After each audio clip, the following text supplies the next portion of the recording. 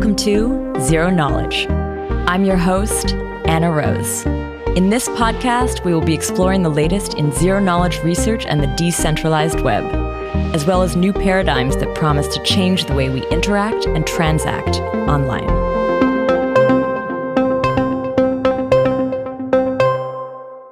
This week, Tarun and I chat with Sunny and Dave all about Osmosis. Osmosis is a Cosmos zone/DEX that uses IBC to allow enabled assets to be traded, pooled, and staked.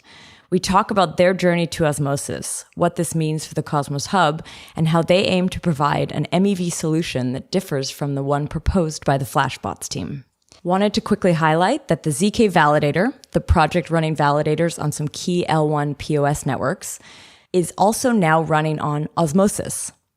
I didn't get a chance to mention this at the time of recording, as we hadn't yet confirmed that we were going ahead with it, but I did want to let you know now that the ZK Validator is live on Osmosis.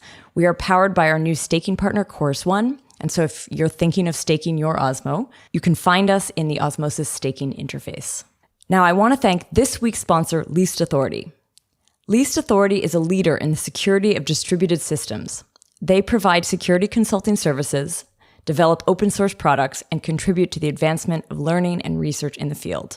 In addition to their recent security reviews of innovative projects such as Chia Network, Mina, and Bender Labs' RAP protocol, they will soon be releasing a whitepaper on ZKAPs, or Zero Knowledge Access Passes. ZKAPs is an anonymous token-based authorization protocol that facilitates an online exchange of value while disconnecting the necessary payment data from the day-to-day usage service data of customers. They have adapted the privacy pass design and implemented this for something called private storage, a soon-to-be-launched cloud storage service designed with privacy and security features to give you control over who has access to your data. If you'd like to be notified of the ZKAPs whitepaper and the latest security research projects, sign up for their monthly newsletter at leastauthority.com/newsletter.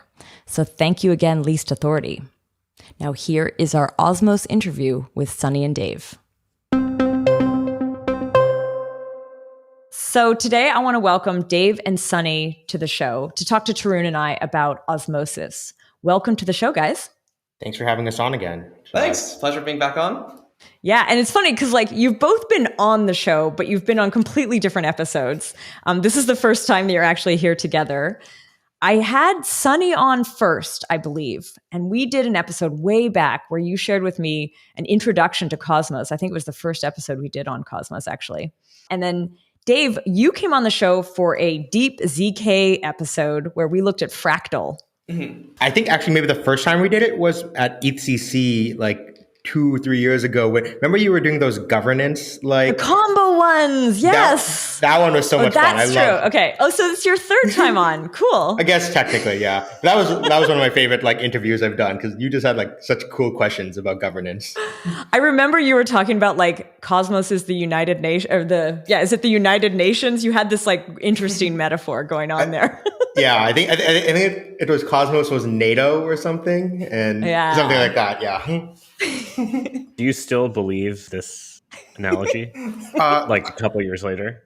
Yeah, I think so. I specifically, it was about the Cosmos Hub. Everything that does shared security with the Cosmos Hub is NATO, and the Cosmos Hub is the US, who's just helping everyone else out. But it's more voluntary. It's not this thing that's you're not allowed to leave. Why was that asking? Because what happens in a pandemic in this analogy? Do all the Cosmos chains start fighting for validators with each other? Maybe. Fix validators, fix vaccines. So you've both been on. I want to hear from both of you what you've been up to since those interviews, and maybe how the Cosmos ecosystem has also changed and your roles in it have also changed. So, Sunny, why don't we start off with you? What have you been up to? What's new in Cosmos?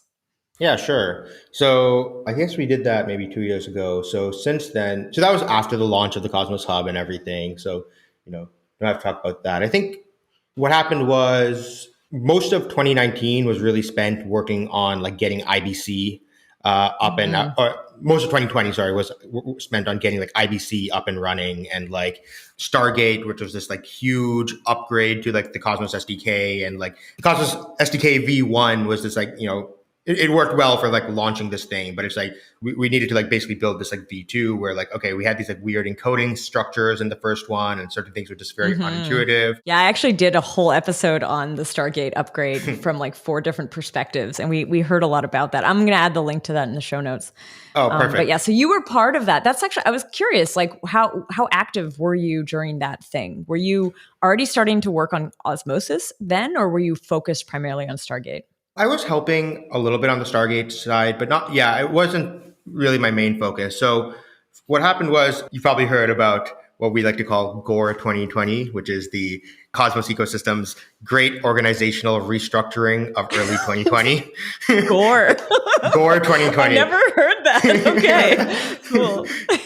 Basically, yeah, I mean, we had like, what happened was everyone was working in this like one company called Tendermint. And then in early 2020, we basically everyone, or not everyone, the Tendermint company is still there, but then a lot of people sort of left the Tendermint company and started working on other like creating new companies to contribute back to Cosmos. And what's really interesting was it was nice to see that like no one left the Cosmos ecosystem as far as I can tell. Like everyone's still working on Cosmos, but like, Zaki went and like started working on through his validator company called Occlusion, and now they're building a product. You have like a lot of like Chris and like a lot of people, they went to like the Interchain Foundation and was working on Stargate from there. And so, yeah, Dave and I sort of, we already had this validator that we were running for a long time. And I think we talked about that last time. And so we're like, all right, let's just yeah. And so we're like, all right, let's just like, run this validator and, we'll do a little bit of open source development, just like contributing back to the Cosmos SDK in the meanwhile. And then as we got into it, we realized, running validators just isn't super fun. At least it's not for us. Like, I know there's some people who really enjoy it, but, I think we're just we wanted to build something. I started working a lot with like the Flashbots team very early on. So like maybe like last summer, basically, they got me really excited about like MEV and stuff. I'm like, wow, this is such a huge issue. And then they like told me their solution. I'm like, guys, that's not a solution. You're making the problem worse. You're like productionizing the extraction of MEV. And it's like, no. Okay. So then we went back to Dave and I was like, all right, let's figure out how to they're going to make this problem even worse. Let's figure out how to solve it. And so we spent some time trying to like figure out how to reduce the MEV. And like, we came up with a pretty good solution and we started building it. And then along the way that we were like, okay, this is a really cool feature. It needs a product. And so that's sort of how Osmosis came about, where we sort of merged with a company called Chainapsis. They built the Kepler wallet, which is like the most popular wallet of the Cosmos ecosystem. And they actually built basically the base of what Osmosis codebase is today at a hackathon like last year. And Josh's was a really close friend. We worked together at Tendermint for a while. And, he's been in the Cosmos ecosystem probably as long as I have, actually. So we sort of merged forces with them and we're like, all right, let's launch this Osmosis thing and then use it as a vehicle to like add in all this like front running resistance and privacy and all this kind of stuff we want to add on. Cool. I want to dig into Osmosis really soon, but I want to also hear from you, Dave. Like, what has your trajectory been? Because last time we spoke, you were like deep in ZK world, and I know you were also running Sika at the same time. But like, what was your journey to this? Yeah, so I think the last time we talked, I was still running a Sika as validator, but back then it was still kind of passive, where we just help with some Cosmos SDK or Tendermint designs, because a lot of the things are like Sunny and I had a core part of like building a lot of the core infrastructure that's SDK and Tendermint. So then we provide advice on new designs there. But I was mostly focused on like finishing college and doing like recursive snark research. So we talked us work on Fractal, and since then I was helping out with kind of building the ArcWorks Rust ecosystem. You had a podcast with Partouche the other day, or maybe a couple months back. A few months ago, yeah. Cool. And so I was helping out with that and trying to build up the ecosystem in addition to working on recursive snarks. Then sometime like mid 2020, like Sunny comes to me and is like, MEV, what do? Was there a moment in there where you were also looking at ZK stuff in the context of Osmosis or whatever this project was? Because I vaguely remember us talking about that. Yeah, so I think the initial dream of this was like, let's figure out how to make a zero knowledge DEX, or like, what's the best way to get a DEX that's very privacy preserving? And we're like, okay, well, the sort of dream of literally no information about trades is public doesn't really work out.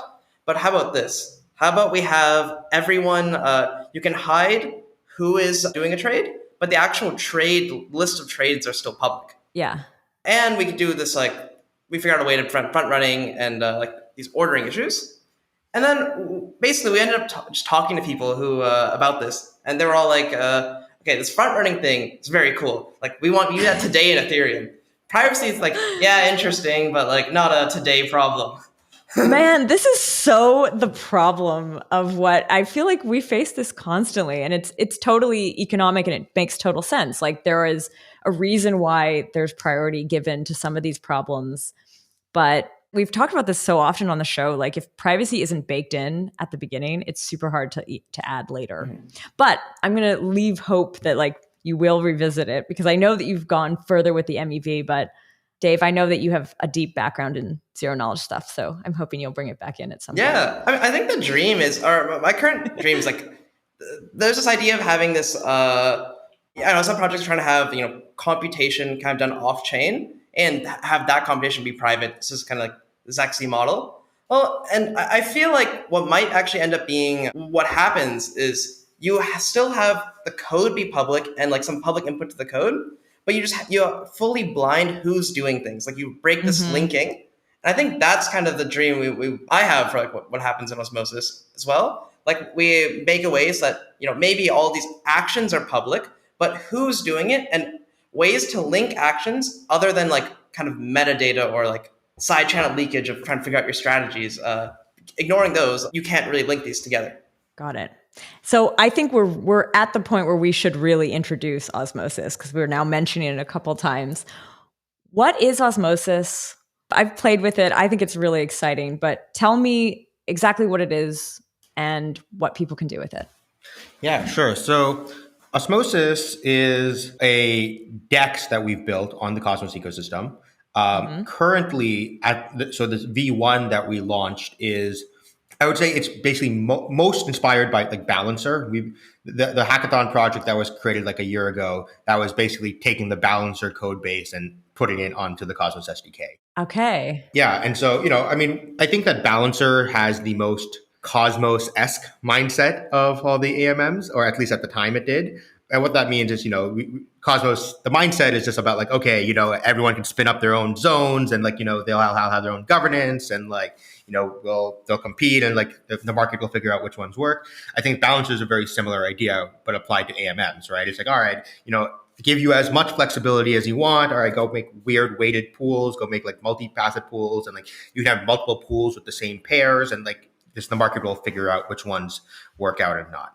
And so that's why we were just the most drawn to Balancer. And so we took that code base, and then we started, just adding in ideas from other protocols as well. Like, we really like the bonded liquidity that Curve tries to do. And so, we integrated things from that. We took a lot of inspiration from like Sushi's token design and stuff, and how they do like, liquidity incentives. So we added that on. So yeah, we just took a bunch of ideas from different protocols on Ethereum and like, okay, let's bring this to Cosmos. Let's launch this, because Cosmos needs DeFi like now. Yesterday. And then yeah. But now we have it, and now this is going to be a platform for us to start iterating and like adding in all of these new features that we're talking about. Is Osmosis a standalone blockchain? Is it a zone? Like, let's talk about how it connects into the Cosmos ecosystem. Okay, sure. So it is its own independent like L1, and in Cosmos, kind of the popularized way is like you have this multi-chain world where every chain can talk to one another via this protocol called IBC. Yep. TLDR is like you kind of just have both chains use light clients to one another. You say, okay, I trust your consensus is good. So if I get a light client proof and of a finalized state, we can transfer assets back and forth. So we use this to connect to every other Cosmos zone who has this enabled. And so assets can flow in and out of Osmosis via IBC, and then you can trade on Osmosis and move things back out. And one of the things that Osmosis, I believe, unlocks, and maybe there's another project that did it, but at least for me, it was the first time that atoms could be like automatically like within like a Cosmos product actually traded for other like Cosmos network or Cosmos ecosystem tokens. It's the first time that I see that, the first time that it at least becomes very easy without a centralized exchange. Is that the first project, or was there anything like it before? Yeah, it's basically the first project that does that. First IBC enabled DEX, and part of the problem was like for I think a lot of these Cosmos assets were having a little bit of a tough time getting added to centralized exchanges because centralized exchanges have all of this infrastructure. If you have an ERC20, they can just press a button probably and it adds the ERC20. But integrating a new chain into a centralized exchange is definitely a lot more work because they have to run nodes, they have to do all this kind of stuff. Even if it's just a Cosmos zone and it's using Cosmos SDK, are they so customizable that they'd have to really work on it? Well, they need to do an ETL on the data to be able to query it to determine provenance and stuff. And so they have to index each chain separately.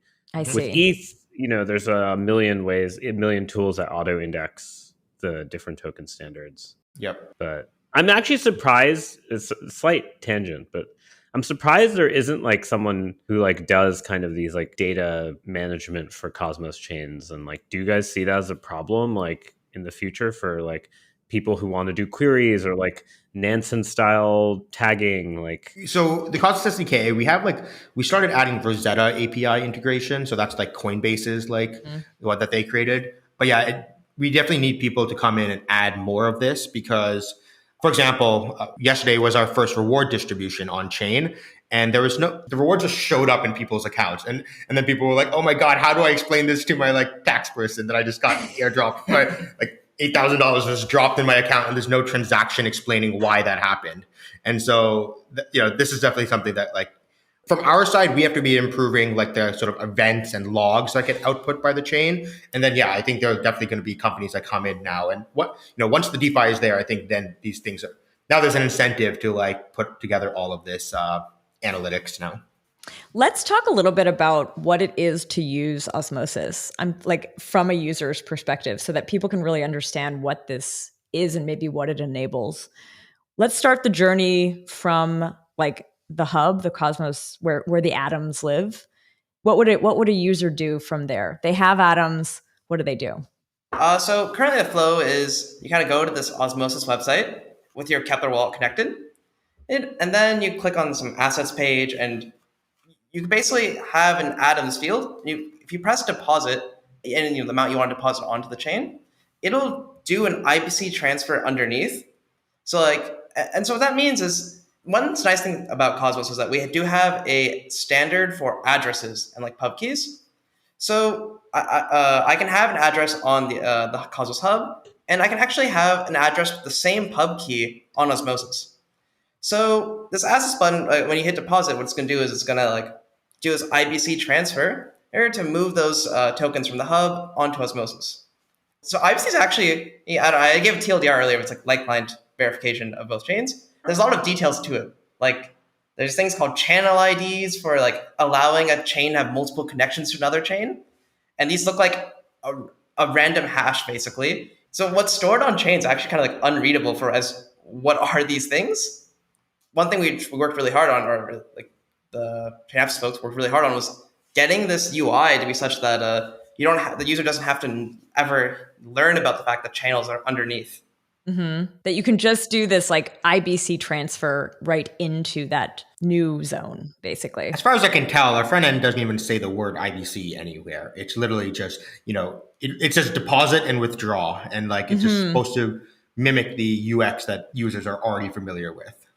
Well, having used Kepler to also play with this, I did have to push a button that said transfer using IBC, but I was excited to do it because I'd heard about IBC for so long, and I was like, oh, cool, I get to use IBC. Yeah. By the way, I have a question to both of you, and this is something I've asked a few times. You just mentioned, IBC is this two light clients living on different zones. It's a rule set for transferring tokens across different blockchains, but is it a bridge? Is IBC the makings of a bridge? And because I've heard it lumped in, or maybe we actually on the show lumped it in with bridges as a type of bridge or something. But I don't know how do you see it? Do you think of it as a bridge? Yeah, it is a bridge. It is a protocol for building bridges. It's a generalized bridge protocol right now. And by bridge, it depends on what you mean by bridge, right? I don't know, I feel this is a tautology where I'm going to say, if you mean a bridge is something that generalized to have two chains talk to each other, then yes, that's what IBC is. I think bridges should be classified by how much data, like what their bus is. Like, do they need to have data availability on both sides? Do they need data availability on one side? Do they only do like metadata between them? So maybe actually distinguishing in that sense would be useful. Yeah. So what IBC is all it knows is, hey, give me a light client proof that something exists in your state tree. That's all it cares about. Now you build higher level protocols on top of that. And one of them is, we call it ICS 20, which is the ability to transfer tokens. And so that's like a higher level protocol built on top of IBC, where it's like, okay, what are we proving about your state? It's like, okay, that you locked up tokens in this like specific part of state, and then I'll accept that, and then mint you tokens here. It's you can have ICSs for all sorts of things. You can just say like, oh, here's a proof that there's some Oracle data that's on the other chain, and prove to me that that Oracle data is in the state of your chain. And is that classified as a bridge? I don't know, but that's what IBC does. The other piece of IBC that's interesting is that it just makes it so standardized. Like the process of running a bridge is really annoying. Like, because we're actually starting to run Ethereum bridges on the Cosmos Hub soon. And so as a validator, we have to like start running Ethereum nodes and all this kind of stuff.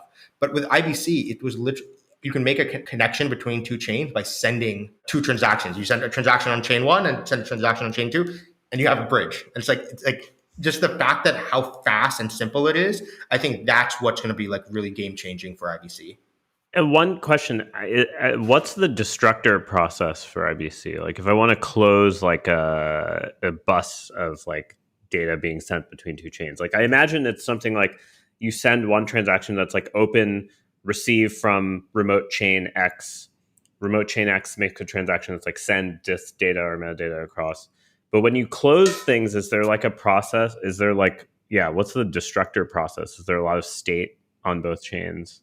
So I guess we're talking about as an individual user, or when we talk about like kind of the entire channel or like the bus itself? Yeah, I guess the bus itself, because I'm trying to think about like what, let's say you're in Osmosis and I want to route trades between like different chains and there's like many different routes, right? I may want to like deprecate some edges in that sort of like pairs of trades that you're allowed to make because they're like inefficient or like.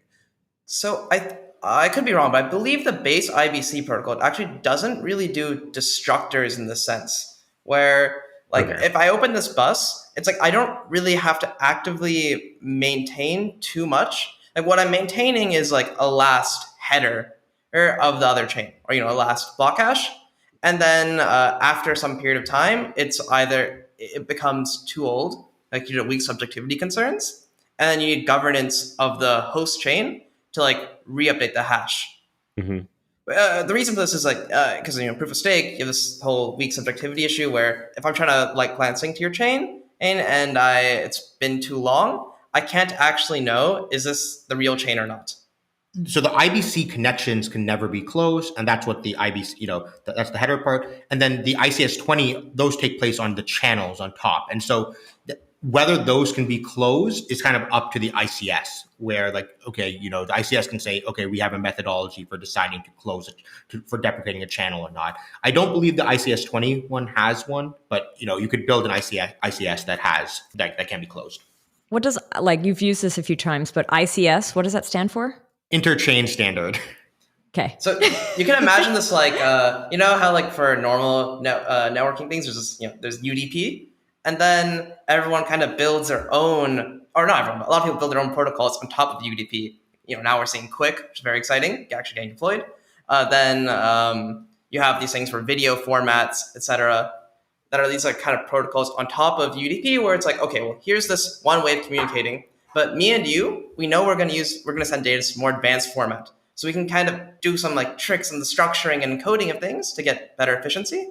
And so that's kind of like the analogy for what ICSs are, where it's like, okay, well, we have this communication route called IBC, and then we can build together, like me and other chain can add more things on top if we want to.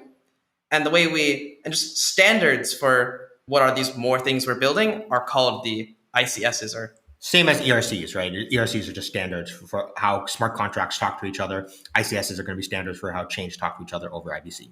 Awesome. That's actually a great comparison. That helps give a good, clear picture of what that is.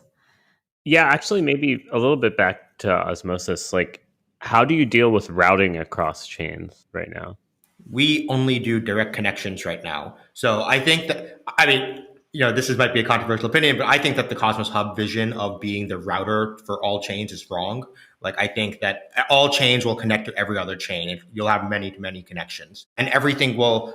If you want to send tokens from one chain to another, what you will end up, like, let's say you have a token from a third chain, and you want to send that from A to B. Well, I think what's going to happen is you're going to unwind that first hop, and then you're going to send the next hop. I really don't think connections are going to be, or assets are going to be like multi-hop. I think most of them are going to be one hop only.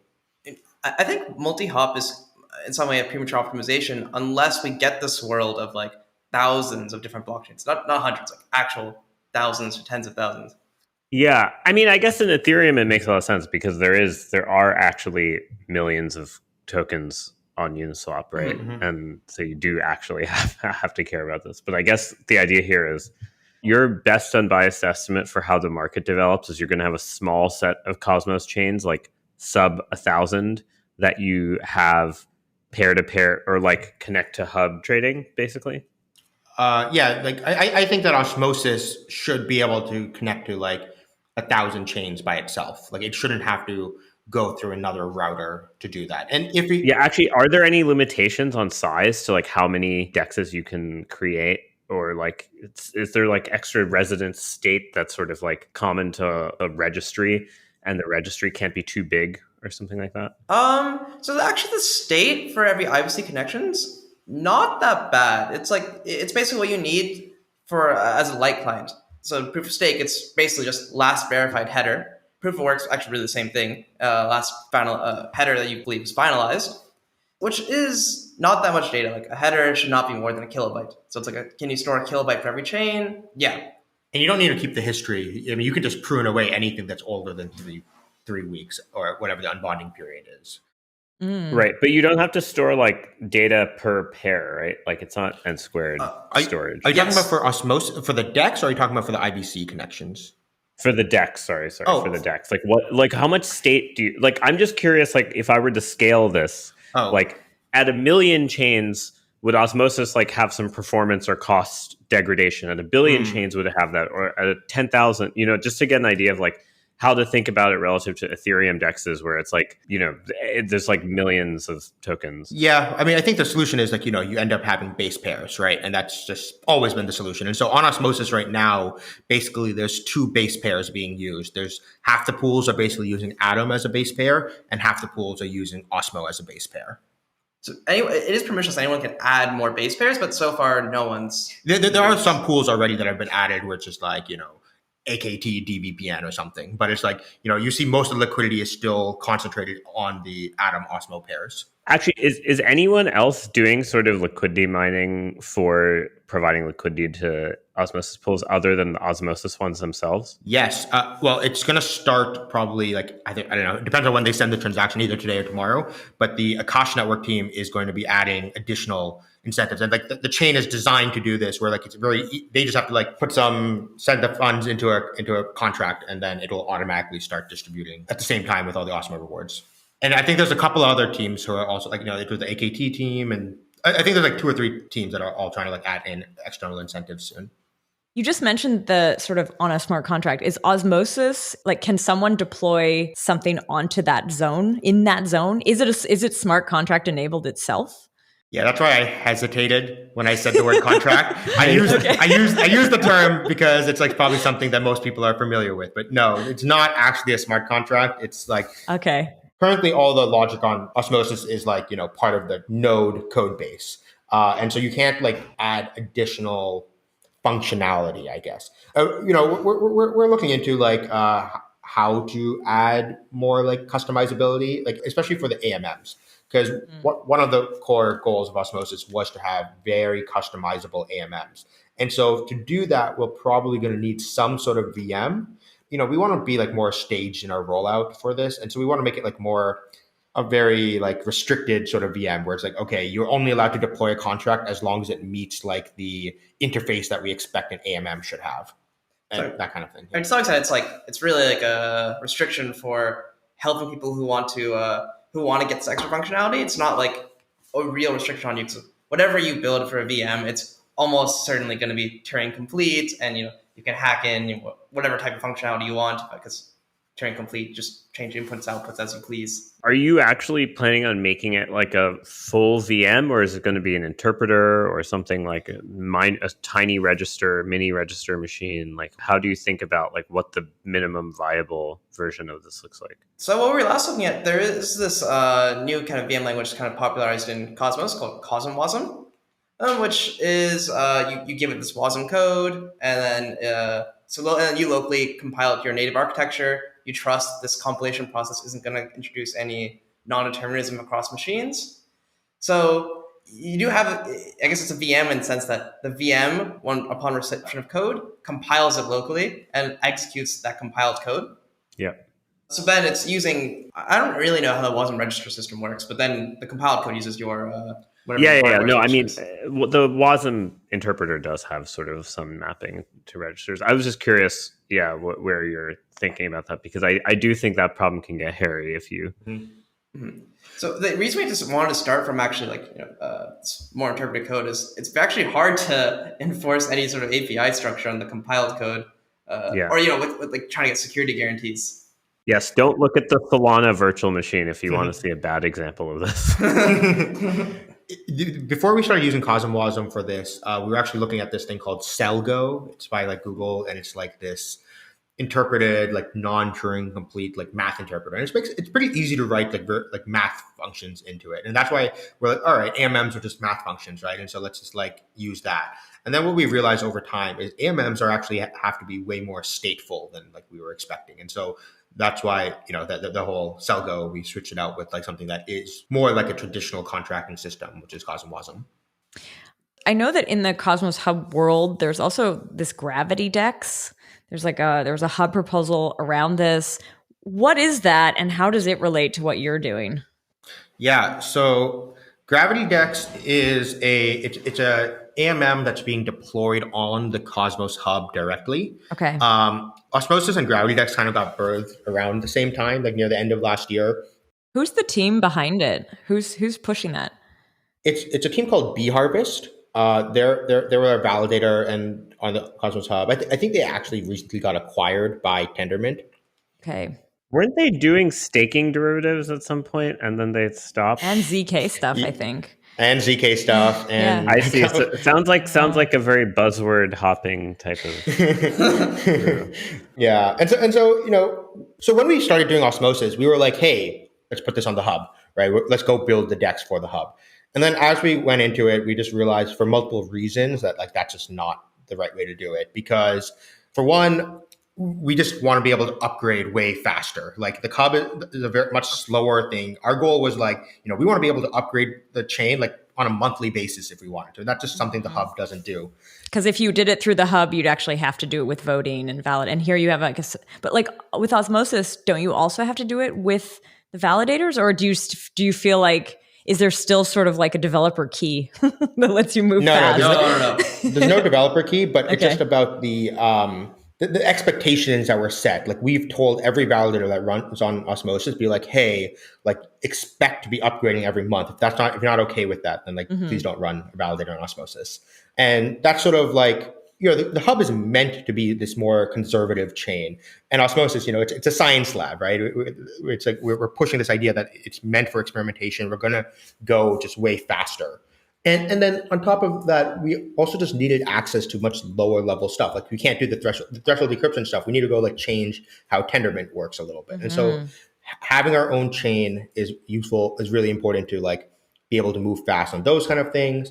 And then finally, obviously, just bootstrap a DEX, you need some sort of liquidity mining scheme. And it's really hard to build a good liquidity mining scheme on an existing token like Atom that's already so distributed. Like if we're building this DEX, we want it owned by the LPs, right? And make sure they're incentivized and like part of the governance process. And so the best way to do that is to issue a new token that you give to the LPs.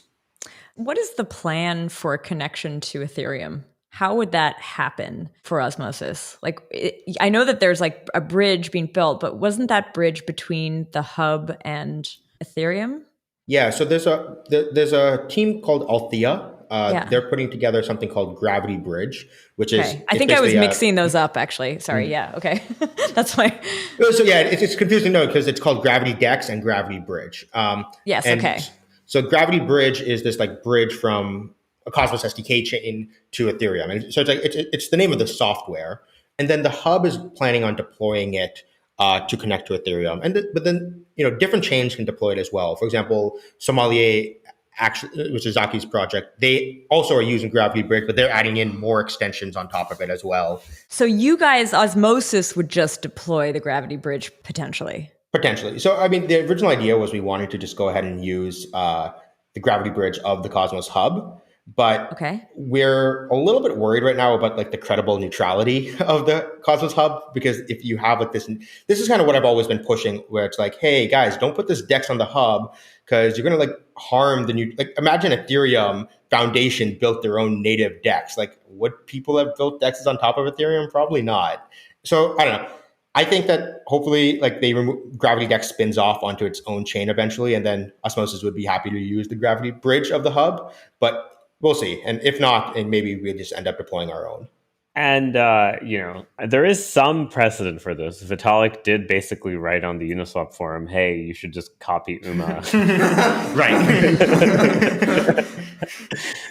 And like, I feel like UMA's sentiment has not quite recovered since that. Yeah. I like tweeted that where I was like, all right, so yeah, it is literally just like he was saying copy UMA. It was really, very, very interesting. More or less. I mean, without in more polite terms, perhaps. Yeah. It's just like, well, UMA sucks at liquidity, so Uniswap, you should just copy them, was basically the TLDR. You have high market cap. Users do all the good ideas. So I want to go back a little bit to this user journey. We started on that user journey. We got them using Kepler, sending something over IBC, but I want to go back to like what happens when someone arrives in Osmosis. Like, what do you do there? It's kind of like, what do you want to do? So, this DEX now have the ability to like add liquidity or to stake your tokens or to trade on a DEX in this kind of permissionless manner.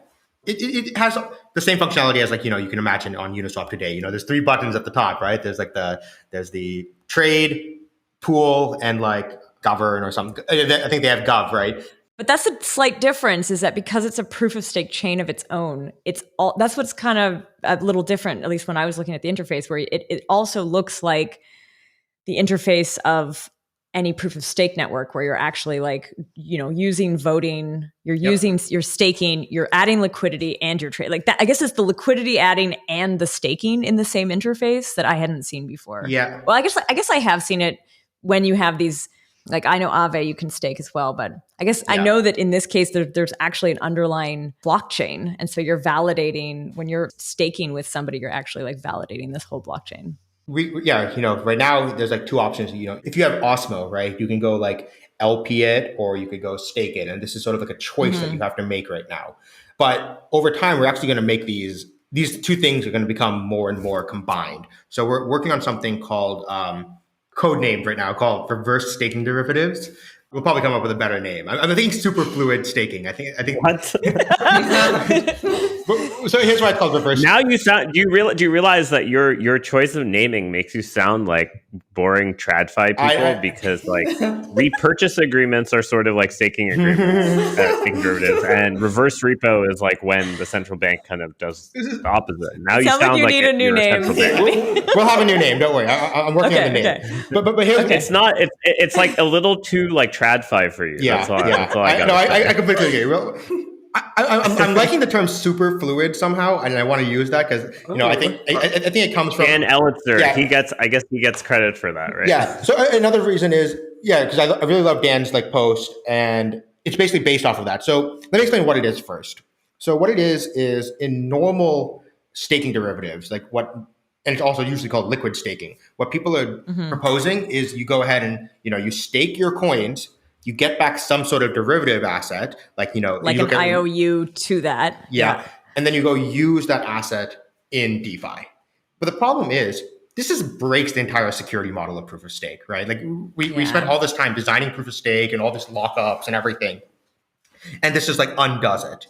So the reason I've been calling it reverse is we're putting this in the opposite direction. What if we take our staking coin, use it in DeFi, take our DeFi assets and stake them? So in this example, for Osmosis specifically, it would be, imagine you have Osmo and something else, Bitcoin.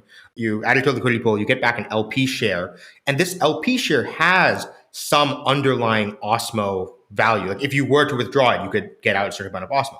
And so now we're saying, well, let's just go ahead and stake this LP share and have it be treated as the underlying Osmo value. And the chain can query this every single block if it wants to. Like say, what is the conversion between this LP share and the Osmo? Obviously, it wouldn't be like every pool can do this because that would get out of hand. But the chain can basically vote to say, all right, these pools, their LP shares are allowed to be staked. And so now if you LP, now you can be both LPing and staking at the same time. And obviously a lot of this is actually heavily inspired from Tarun's work as well, where like he has a whole thing about like how you can borrow against LP shares. Yeah, that's cool. Just needs a better name. Yeah, I feel like this name Superfluid has a problem where, superfluids are nice. There's zero friction. Yeah. But if you stake, this 14 day on... there's also Super Solid. Oh. Which is... it's actually been very hard to construct these things. This is why I left physics. Like, it just took 10 years to fucking resolve this thing. But there was this guy who claimed to have made super solid helium 4. Wow. And super solids are like interesting. Like super fluids have no friction, but they kind of rotate forever, kind of like almost perpetual motion machine. Like super solids are like super liquids, except imagine an ice cube in a little circle, and you push it, and then it just rotates forever. But it stays as an ice cube; it doesn't melt, or it doesn't like have all the atoms are like basically. So. Anyway, sorry, slight tangent, but you may want to like look into names like that. I'll look into super solid. But superfluid's cool because it's like, liquid staking. This is superfluid staking. And then it's like, it is taking Dan's idea of like, okay, using the same collateral for many things. And that is literally what we're trying to do here. I wonder if any layer one would do this. Like, I mean, not saying that you aren't. I just mean like one that is like. I want to be able to expand this to more and more DeFi assets. I mean, ironically, I think LP shares are probably one of the harder ones to start with, but it's what our chain is. But like, you can imagine it's much easier to do this with something like, like C Osmo, like compound. If you had Osmo on compound, it's much easier to take that C asset and have that be staked. LP shares are probably much harder because of the impermanence loss and all that kind of thing. I think there's like a whole new like paradigm here that can be done where like how we can generalize this and like have it be used for like all these like different DeFi assets that are based on Osmo can still be used to stake. The main like hard question here is, how does the chain reason about the risk premium it should be taking? Like, one compound Osmo, say, should not really be worth, suppose there's one Osmo's collateral for this, should not be worth a full Osmo because there's some correlated concerns here, right? Like, there's liquidation that's not caught in time, and it could actually not be withdrawn for full Osmo back. It can only, maybe it's 0.9. And how do you reason about this as chain governance? Seems actually pretty hard. You have a validator set of your own. That's the security of the Osmosis chain. But is there any shared security at all between you and any of the like tokens that are coming across IBC, or is this completely separate? Right now, there's no shared security. I mean, this is also kind of why I was upset about Gravity Dex, because I was like, guys, you guys should be working on shared security. We need to use it. But at the moment, yeah, Osmosis is just self-sovereign, and all the other chains are also self-sovereign. Yeah. Does this not bring up that issue or that fear of like, if there is a corrupt zone and it has deployed IBC and it starts to trade with other IBC enabled like assets, but it's corrupt, so like it's bullshit, could that somehow taint or like screw up some of these trades? Like basically like minting things that aren't there and like having some, could it be a rug pull at some point? I don't think so, because only the people who hold or who are exposed to the asset from that chain are the ones who are affected, right? Because if, let's say you hold atoms on Osmosis and then this other chain goes corrupt, they can't do anything to atoms. What they could do is they could go ahead and mint infinite of the other token and then drain the liquidity pools and take out all the atoms. So that, yes, but as being an LP of a pool with that token, you're still exposed to that. And so if you're exposed to it, you're basically, it's the same as having held the token on the other originating chain itself, right? Like you're saying like the atoms, like the other assets wouldn't be affected. Like those chains wouldn't be affected. But the LP tokens in Osmosis and the LP token holders would be if they had that corrupt one.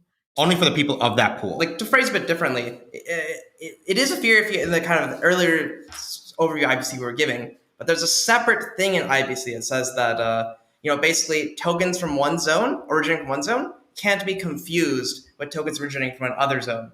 So like only tokens that are from there could have this kind of confusion. So like I don't know, zone C could not mint atoms, or they could mint some tokens localized to their chain.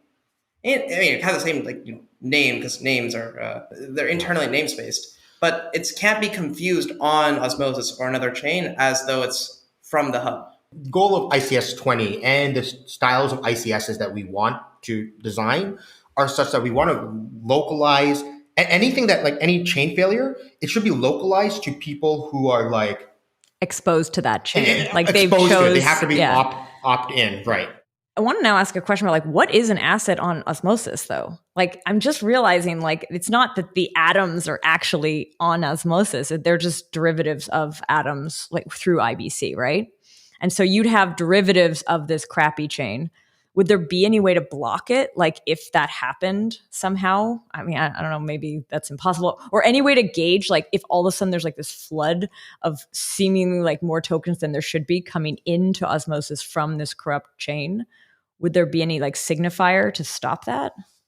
So there is one safeguard thus far that's already like deployed, which is that suppose the hub sent over 1,000 atoms to Osmosis. If there was a bug and Osmosis had like some corruption, it could not send back 1,001 atoms. Okay. The hub keeps track that we had 1,000 tokens flowing out this way, and so you can only send back 1,000. But then the chain, the zone you sent to could still do attacks for like changing who owns it, but they could never mint more.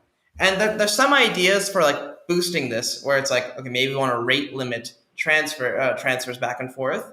For some reason, because it gives you time to catch a failure. Some ideas for doing some more tracking of like whale addresses or something. But these are still very much in like kind of spec phase, and they're not such that they're always good. Whereas for this one of like ensuring it's max supply per zone, max can be sent back to me. That one's like deployed everywhere. So there's almost like no reason to not have that. So like because of this like restriction, if you're one of like the boomers who's keeping your atoms on the Cosmos Hub and not bringing them to Osmosis, you will not be affected if Osmosis like fails for some reason. Like only the people who actively chose to bring atoms into Osmosis will be affected. Got it. And remember, this is true in ETHLand too, right? Mm-hmm. That's why if Uniswap moved completely to WETH, and so once they did that, it basically meant that you have the exact same issue, right? If WETH failed, then like goodbye, everything. And that's not just Uniswap. Sorry, all the AMMs use WETH. Yeah, except Curve, but that's because it's using mainly stable. I guess the fact that atoms are one of like the two base pairs right now, Osmosis could be worried of like if the Cosmos Hub gets corrupted, almost half the pools are like based on atoms. And if you could just mint infinite atoms right now, you could drain like half the pools. So, but I guess your assumption here is the security model there is decent enough to make that your base for now. If we get back to kind of like some of the biggest problems with AMMs and constant function market makers in general, it's sort of the problem of sandwich attacks and other things, but I guess that's like the most prominent one. And that brings us to sort of MEV or minor extractable value, or VEV, validator extractable value. Mm-hmm. Both of these terms are kind of MEV and VEV. Mm-hmm. Would annoy physicists if they saw them. But one is vacuum expectation value, and the other is like mega electron volt. Or it's like milli-electron volt. Or milli-electron volt, yeah. It's just that usually whenever you're measuring an electron volt, it's like needs to be giganto. Mm-hmm. But, one interesting thing is I think there's been this kind of huge philosophical debate about MEV, Does it have to exist? Can we actually really find a cryptographic solution? Should we bother trying, or should we only have an economic solution? This, of course, led to this very public fight between Phil Dyan and his advisor, which, usually in academia, people don't get along with their advisor, but it's usually their advisor just shits on them at conferences. But here, it's like his advisor is like writing this public news article being like, my student sucks, effectively. Yep. And so you're on a very particular side of this argument. So I think it'd be really great to hear your views, what influences why you think it is sort of like the way you believe. And then I'm framing it openly so you can... Maybe do explain both sides too for our listeners. Might be helpful. Yeah, sure. So, I mean, for context, I definitely agree with his advisor is Ari, right? Ari Jules? Yes. Yeah, so I definitely agree with Ari on this one. Yeah, let me explain the situation first. So what is MEV, minor extractable value? What it is it's the idea that whoever the block proposer is, so in proof of stake it's validators and proof of work it's miners, the block proposer has certain powers that like no one else has, and they can like use those powers in order to extract value, right? And like get some edge. AKA front run. Front running is one. In my classification of MEV, I would include things like time jacking. Remember those like things where it's like, oh, you get back when people used to use the timestamp as a source of randomness in Ethereum. It's like, okay, if you manipulate that I consider that minor extractable value. Like anything that the miner can do is part of it. Now, front running is probably the biggest class of MEV attacks. Before that, there's what I call like transaction ordering / censorship attacks, which is the idea that like the proposer can choose what gets included in a block and what order they're included in a block. And so within this, there's two categorizations. I call it absolute positioning and relative positioning. Absolute positioning is just saying that, you're not trying to base yourself off of other transactions in a block. You're just trying to have some absolute position in a block. And this would be something like if there's liquidations happening, right? And someone has to be the one to trigger the liquidation and they get some profit by doing so. The block proposer is able to guarantee that they will be the first one in the block, right? And that way they can always, they're guaranteed that's extractable value. Mm-hmm. And this type of MEV, I mean, we have ideas for how to restrict it. But it's not what we're focused on at the moment. Maybe we'll come to that in the future. And I think that there's actually a reasonable philosophical argument. I think there's a good debate to be had there where it's like, okay, someone has to be doing these liquidations. And they're not like extracting value from anyone. It is really a positive sum thing where they're like they're performing a service for the network and they're just like, sort of making sure they get to be the ones to do it and profit from it. But they're not actively harming anyone else. But then there's the other form, which is what I call relative front running, where like you're trying to base your transaction's position off of someone else's transaction. And so this is what like sandwich attacks would be like that, where like you see a trade coming in, a big trade, you could go ahead and pump up the value or push down, you do something to the price and then you can profit from it. And for this, I really do not see how there's like a strong like argument to be made that this is ethical or like, I just don't see it. This is like a privacy concern to me, right? I really do see this relative front running as a privacy concern more than anything else. It's like, if I'm able to hide what I'm about to do, I should be doing that. And so the threshold decryption solution that we're building is really meant to address that relative front running. And so to your point about like Phil, like honestly, I don't understand where they're coming from right now. Like he had in his like MEV what do blog post, he's like, there's a project called Equitas, and they do like a bunch of like they're focused more on the absolute front running, I think, or not really both. They're taking a different solution. We're taking like a privacy focused solution on front running. They're taking a more like fair ordering solution, which they have some ideas there. But Phil like puts this like chart, and in the Equitas thing, they have like 4 or 5 different like parameterizations of their protocol, and each of them have different outputs. And he's like, well, which of these should we do? They all have trade-offs. How can we decide? And then it's like, Phil, every single one of those are better than what's going on currently. You can't be like, oh, there's too many choices that are better than the current to be like a reason not to fix what's going on right now. What is the philosophy of flashbots, though, in regards to that? Like, what's the difference? Like, what you're describing is how they're critiquing these models, but what are they doing? Okay, so front running and MEV, there's like the MEV itself, there's value being extracted from users, and then there's side effects to MEV, right? And this is like the insane, like the gas spikes and the consensus instability and all this kind of stuff that happens from side effects of MEV. And I think the Flashbots team is really focused on minimizing the side effects of MEV, but they're not actually focused on tackling the MEV itself. I think this has been an understatement. Right? For things like sandwiching, it does fix that. Where if you imagine you have this layer of all these transactions are encrypted via this like centralized SGXs, which is not right now, by the way. Oh, so they don't use SGX right now. They just send to miners. Oh, yeah, no. There's now for the record, and there's a lot of controversy about this today on the Flashbots Discord and Twitter. They are extremely centralized service that is attempting to decentralize via SGX or potentially some other routes, but they already have like spam issues because they only have like 3 nodes, and they're running into like basically Sybil resistance issues right now. Oh, this is the whole reputation thing, right? Yes. So wait, but so they were thinking of using SGX, but are they using SGX to perform the same kind of thing that you wanted to do with threshold cryptography, like create a private area where people can't see what's coming next and therefore not do the sandwich? The auction should be private. So there's an auction that takes place, although it's kind of they solve the auction greedily. So it's not like the optimal solution when there's multiple things presented right now. And that's also led to some attacks against it.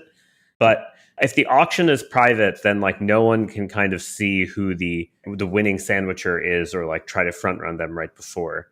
And right now it's kept private by they run the node and you effectively trust them on that. But so if you trust they run the node, you don't really have details of how much sandwich opportunity is there. Like you don't get to read everyone else's transaction before you get to make your bid. Mm-hmm. Yeah. So they act as the privacy entity. Yeah. Effectively right now. And obviously for a variety of reasons, some legal, some philosophical, some economical, you really want to not be centralized, but they wanted to get to market really quickly. And to be fair, like they were able to aggregate an insane amount of hash power because of that. Mm-hmm. Because they were the first ones to do it. And they also these cryptographic mechanisms are quite unproven in practice and production. Mm-hmm. Like that's the real, it's like snarks. Like, are we really sure we're ready to like actually deploy this on like hundreds of billions of dollars? Probably not. Mm-hmm.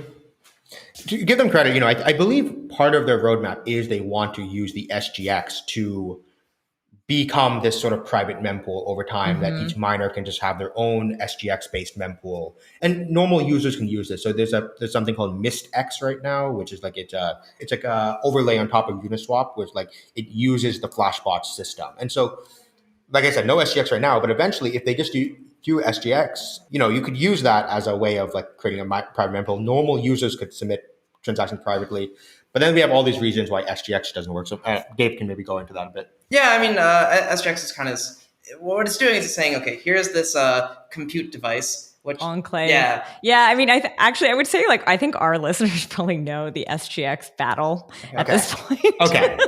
Pretty well. Like it's a trusted enclave. There could be a backdoor. I guess the thing that we actually is for us, it's like, what is the security budget here, right? It's like, okay, how much will it cost you to break an SGX? Maybe it'll cost $10 million. You hire a team of 10 top-notch engineers or like researchers and, give them a year, they could probably break it, right?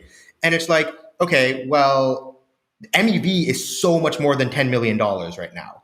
And it's like, it's worth it to break the SGX. I have a feeling breaking SGX might be a bit more expensive than that. It depends on what you mean by break, right? Because there are, what you need is just going to get the key out of one.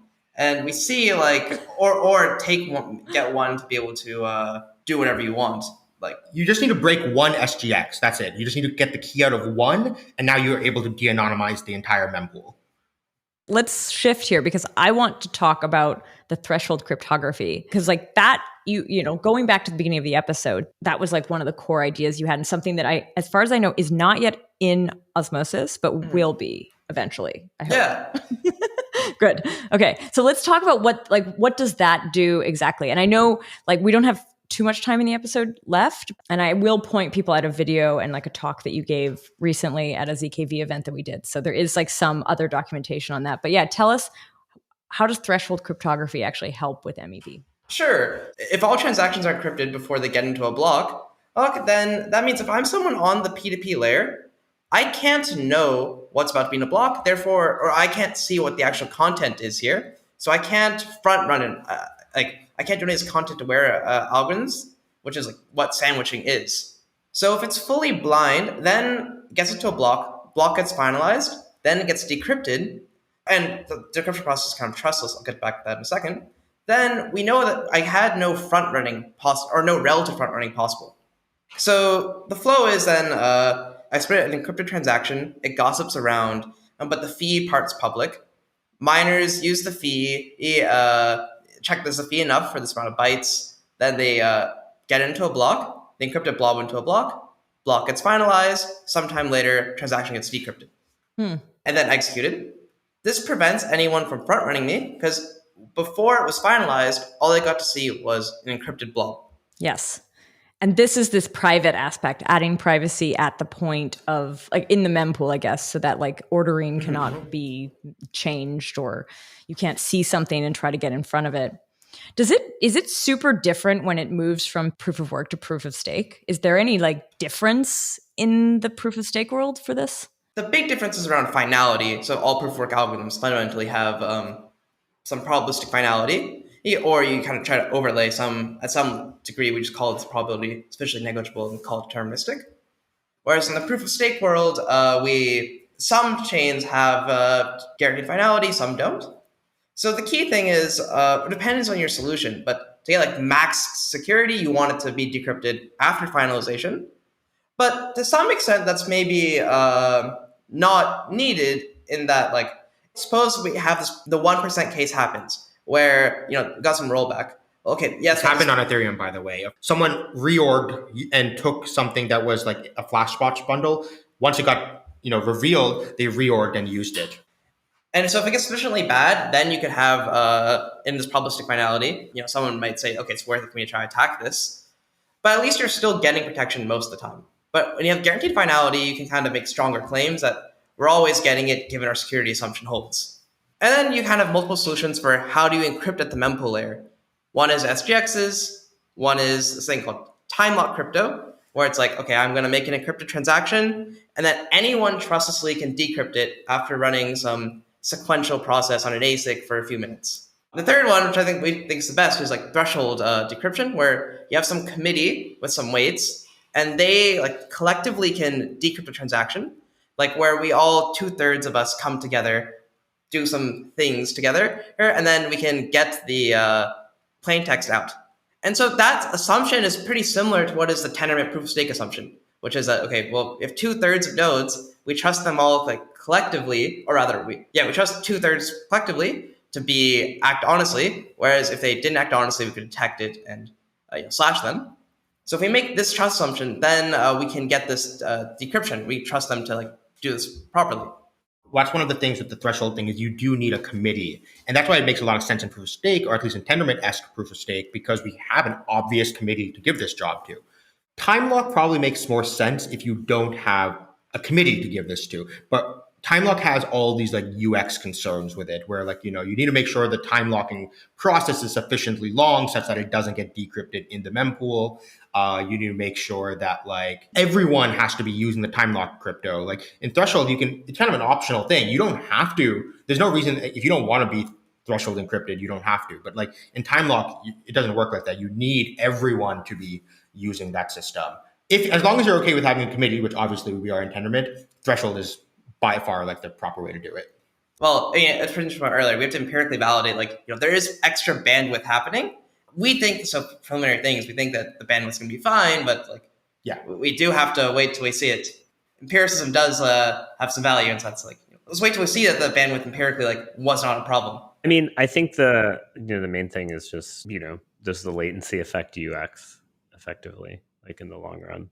Do you think that's a valid trade-off for the end user? So it's actually like the latency shouldn't be much worse, given spam assumptions. It shouldn't be much worse than what's going on today on Osmosis. which is the sense that your block currently is executed after it's finalized, but we can engineer the threshold encryption so that it's done kind of as soon as the block is finalized as well. Yeah. Tendermint already sort of pipelines where, unlike Ethereum, where it's... I see. You're going to overlap the validators voting on the mempool. Do you separate inclusion and ordering? Do they vote separately on like the set of transactions included versus the order? No, a proposer includes them, and then they just vote on the ordering that the proposer did. So we're actually building something called vote extensions, which is like we propose that our team proposed this to Tendermint. We're extending like the functionality that Tendermint has. And with vote extensions, you can have every validator contribute additional data along with their consensus vote. So this is where the decryption shares are going to be shared. So that's how we have them happen at the same time. And the other one that we also want to do eventually is actually do... You have helped me come up with a better name for this one as well. Oh, no. So, this was called joint proposals. No, it's kind of a lame name. We need a better name. But that's all. Instead of being TradFi, you now sound like you're like at the Pentagon, like the joint piece of staff. But yeah, so the joint proposals idea is just saying that like every validator can just include a couple of transactions in their vote, and then the next proposer is required to at least include those transactions in their proposal, and then it's okay if they overlap a little bit, but they include those, and then they can add in more if they want. But it's like they have to at least include the ones that the validators added in. So that way, it prevents it so one proposer isn't the only one who has access to inclusion. All the validators can contribute to inclusion a little bit. It's actually kind of interesting sense of both in terms of the idea we talked about earlier about there's different proposer powers. Like one of them is choosing absolute order transactions, and the second is kind of for censorship reasons. Like if you have all the validators getting to collectively add things to a block, you now just need, in some real sense, as long as at least a third of them aren't trying to censor you, your transactions should be able to get in. Going back to like, how we defined MEV, which is like the power that a single proposer has, the way I guess we think about MEV and solving it is move as much of that power to requiring a 2/3 threshold. So our threshold decryption is a system that takes, one proposer can't do it. You need 2/3 of colluding validators to do something. Or same thing with this like joint proposals, right? Like one proposer doesn't control inclusion. You need 2/3 of validators to like... Do you think this can ever scale to more than 1,000 validators? There's some inherent like n squareds in here. Well, that might become right? like n log n's if we're lucky. Well, I just feel like you have n squareds, but you're making the constant factor potentially a lot bigger as n gets larger by adding in the ordering. But do you need 1,000 validators? Like, is that a goal of the project? Hey, don't read any ETH2 marketing material. Well, the main n squared is still just from the bandwidth side and like the P2P stuff. But as far as I can tell, the threshold side should not have any n squared. We do in the key setups part. Okay, the DKG, yes. The DKG is the hard part. Yeah. And that's sort of, we're working with the Anoma team actually to like collaborate to put together like a DKG that will suffice for what we're trying to do. But yeah, so you're right, the DKG is the bottleneck. Yeah, it's actually not ordering here. This is even n squared. If we want to talk about fair ordering, I don't know if we want to, but actually one of my problems with fair ordering is the sense that fair ordering doesn't really move you to this 2/3 assumption. The sense that you're kind of relying on some mempool information to do this, but you have no auditability here. Where if I lie, no one can detect me lying. It's very hard to detect. So we have to assume that just 2/3 aren't lying. Whereas in proof of stake, we've come to this 2/3 assumption because suppose 2/3 do act dishonestly, I can like make a double sign evidence and slash you. But doing this for fair ordering is actually really complex. Complex in the sense that you need to dump a lot of data from you have to add a lot of extra bandwidth. That's n squareds again, and for all full nodes as well in order to get these proofs. And it's kind of like why we also dream instead of like fair ordering, maybe the moves random ordering, where we try to say like a proposer can kind of have some influence of choosing encrypted datas within a block, but not even their order. That order is randomized somehow. Osmosis is live. It's been live. I mean, as of recording, I know this is going to come out in a few weeks, but as of recording, it's been live for about a week. Like, how have you distributed tokens? What does this project look like? And yeah, should people actually know about? Because I don't know that everyone who has atoms knows about this. Yep. So, the goal was we wanted this native token and distribute it to all the LPs and people contributing to the protocol. And this is sort of what, look at, uni distribution, ballot distribution. Everyone does this. And they show that okay, look at after 4 years, this is what the decentralized distribution will look like or whatever. But at t equals 0, it actually extremely centralized, where the team basically owns all the tokens. And that just does not work for proof of stake, right? Because you need to have a decentralized distribution from t equals 0. And so this is why we did this airdrop to atom holders to be okay, here's your guys' invitation to come be part of Osmosis and contribute, but it also helps us get this distribution. And I don't know, I think it worked really well, actually. So I don't know, people keep saying that airdrops are dead, but I don't know. Looking at what happened with Osmosis, I don't think that's true. I think it's because of how we did it. So one of the cool things we did was we invented something called a quadratic fair drop. And so what that means is we actually airdrop to people based off of the square root of the number of coins in their account. So obviously we can't, we couldn't tell people about it beforehand, otherwise people would split. But this was a nice little thing where it's what we expect is obviously it's the Atom whales are going to be getting the whale share of the LP rewards. So we wanted to put more weighted toward the smaller Atom holders as well. And that's the point of doing that quadratic nature. So maybe this is another sort of philosophically question, but do you think it's possible to make a fair distribution mechanism where the issuers don't hide information about the mechanism? I'm currently pretty sus about this because it almost feels like if the definition of fair is it's based off identity, and until there's some real decentralized identity schemes that we trust or reputation networks, then I always have this fear of sibling or trying to game the identity system. So until we have identity or reputation networks that we are pretty happy with, I don't see how you do it for when the definition of fair is based off of are you distinct humans? Right. I just mean do you think there's an impossibility result to that? I don't know. I actually have not thought about this much, but I think there's what about off of people's degen score, right? You could do an airdrop of that. Well, now you're trusting the degen score creator though. Yeah.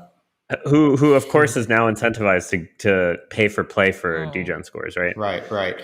I have to think about it, but I've never thought about this question before, and so I think that's it. Sorry, it was a little out of left field, but I thought it was because you mentioned on that you guys purposely hid this so that people wouldn't do all this stuff. It was kind of oh well, if you just make a tiny extension, maybe it's just impossible to do without doing that. I think I disagree in the sense that. It depends on what is identity you want to be rewarding or what's fair. If I choose something sufficiently easy, suppose you passport holders of some country, and then as long as there's some database I can use to verify a passport, that would work. This is when we try to go to these decentralized definitions of fair that it gets much harder. But I think if we had some web of trust model or robust reputation networks. There's a tweet sitting in my drafts which says, DEX, front-running resistance, privacy, web of trust, my 5-year plan. So, But there's a turtles all the way down recursive question here, which is, can you bootstrap the identity or web of trust without having some secret information or randomness? Yeah. So, okay, this is going to go such a derail. I built a web of trust. Sorry, Henrik, in advance. I built a web of trust at a hackathon 3 years ago, and it was we won. Hasib was the judge actually, and he's wow, this is cool. Question: what's the incentives? Why would anyone do this? And I'm good question. I don't know. And it took me 3 years to figure it out and I solved it when I saw Circles. Circles UBI. I don't know if you've had them on or no, I haven't actually. But you should have them on. Okay. Coolest project, most underrated. Well, the problem. You had Martin on. Oh, from Gnosis? Compliment. We didn't talk about it. I didn't know I didn't know about that. Yeah. Okay. Yeah. It's just side project. Okay. But what it is it's they built this decentralized UBI that's based off of a web of trust. But I think they're too focused on the UBI side of it right now. I don't think what they've realized is that they just created an incentivized web of trust. And a decentralized, incentivized web of trust. And like the problem, the way that they designed it is they parameterize it in such a way that they're trying to build a UBI. But like if you reparameterize it to be this like, incentivize early adopters and yada, yada, yada, I think you can actually build a proper web of trust that's like very hard to game. And like, I think there's something really cool that can be done there. And that's why the web of trust, I think there's a lot of privacy things that need to go into making a web of trust work properly. And that's why it's the last on the list. Okay. What the heck is Ion? I feel like everyone's asking. So Ion is this token that is in Osmosis, and it has a very similar graphical depiction as Osmo, the native token, and no one knows what it is. Do you guys know what it is? I don't know what it is either. You don't know what it is either? I don't know what it is either. It just happened. It just randomly happened? Okay. I woke up one day and it's like, wow, I made this GitHub commit at 4 a.m. I don't know what I was doing last night, but like, all right, I guess this is a thing now. Oh, really? Okay, so is this, you don't know what it is? Look, don't blow up Sunny's spot as a magician, all right? He's like he has some psychological like I code in my sleep impairment, and that he just doesn't want the world to know. I think it's really cool to see what the community is going to try to do with it. Like, okay. I think there's like an entire Ion community right now, and I think they're trying to figure out like what is this thing?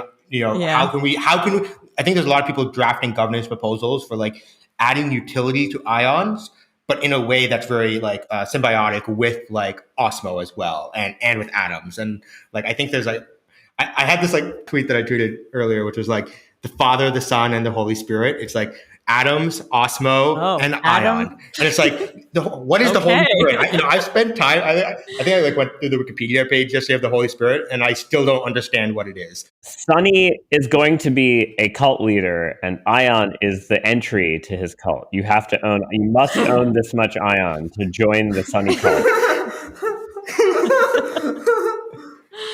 I'm working with the Commonwealth team right now. The Commonwealth team, they actually building like a forum for Osmosis where like they like pool specific forums. So like people are LP, they can chat there.